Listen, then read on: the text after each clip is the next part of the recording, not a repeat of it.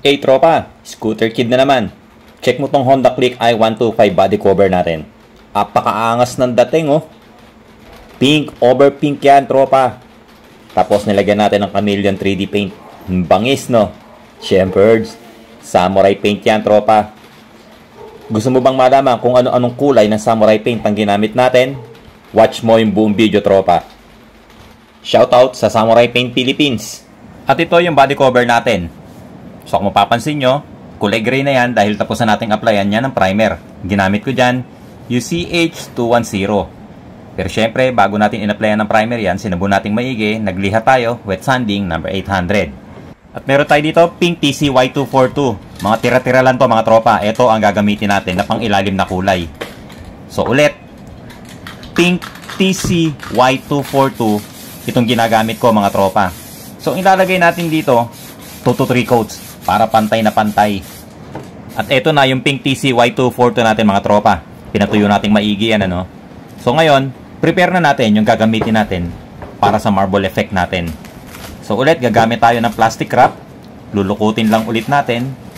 Pero palinya yung mga lukot mga tropa, pahaba. Dahil yung gagawin nating marble effect, puro pahaba yung linya. So ganyan lang, lulukutin lang pahaba. Tapos sikat natin yung plastic wrap. At ngayon pwede na tayo mag marble effect. So gagamit ulit tayo dito, sparkling silver. Ang code ng sparkling silver natin 391701. I-spray lang natin dito sa plastic wrap natin. And then itatapal natin dito sa body cover natin. So ulit ang gagamitin natin or ang gagawin natin na style, pa-diagonal muna mga tropa. Pupunuin lang natin to, katulad ng mga una nating ginagawa ng mga marble effect ano. Pupunuin natin pa-diagonal. So ayan, nakita nyo no, nagkaroon na ng mga linya-linya. So pupunuin natin to ng isang direksyon. And then after natin mapuno, pakabila naman. Nang sa ganon, magsaliwaan, magsalubungan yung mga linya. Parang mga X pattern yung lalabas dyan mga tropa. So ayan ano, halos puno na itong marble effect natin mga tropa. So ito ay itsura nyan. Tignan muna natin ang malapitan bago tayo magbuga ng panibagong kulay. So nakita nyo yung mga linya, saliwaan. Ibig sabihin, para siyang mga X pattern mga tropa no. Pero syempre depende sa style na gusto nyo. So itong ginawa natin kasi, ang gusto ko dito, ganyan yung magiging pattern ng mga marble effect natin. So ngayon pa pwede na tayo magbuga ng panibagong kulay ulit. At gagamit tayo ng candy pink mga tropa. Dahil pink over pink nga itong ginagawa natin, candy pink ang top color natin. Ang code ng candy pink natin, CD022. So ulit, ang gagawin natin dito, 3 coats mga tropa. Nang sa ganon, pantay na pantay yung kulay niya. At ito na itsura ng candy pink natin mga tropa after natin magbuga ng 3 coats. Apakaangas ano. Mas paangasin pa natin yan mga tropa. Bubugahan natin ng black yung mga gilid. So ang gamit natin, black 30109. By the way mga tropa no, yung ginamit kong nozzle dito, pointed. Nang sa ganon, hindi kalat yung buga niya. Dahil nga ang bubugahan natin ng kulay itim, yung mga gilid lang mga tropa. Dahil after nito, bubugahan naman natin yan ng chameleon color. So tignan nyo, ang nipis ng mga banat ng itim or nung tama ng itim.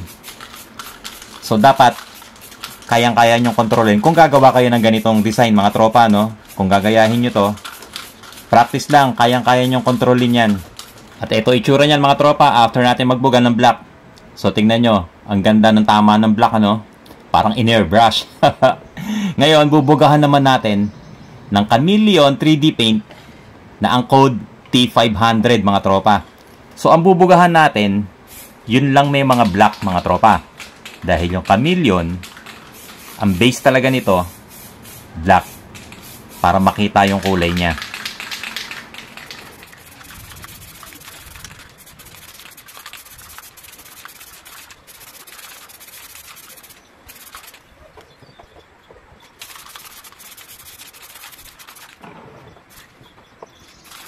At pinatuyo nating mabuti yan mga tropa. So ngayon, pwede na tayo magbuga ng top coat. Gamit natin, clear 1 128. Pero syempre, pwede ka rin gumamit ng K1K Clear. At pagkatapos ko magbuga ng 3 coats ng clear, pinatuyo nating mabuti yan mga tropa, maghapon. Tapos nag-wet sanding ako, number 800. So eto mga tropa, no, kung mapapansin nyo, wala nang kintab dahil nga nagliha tayo. Ngayon, magbubuga na tayo ng final coat, ng top coat clear natin.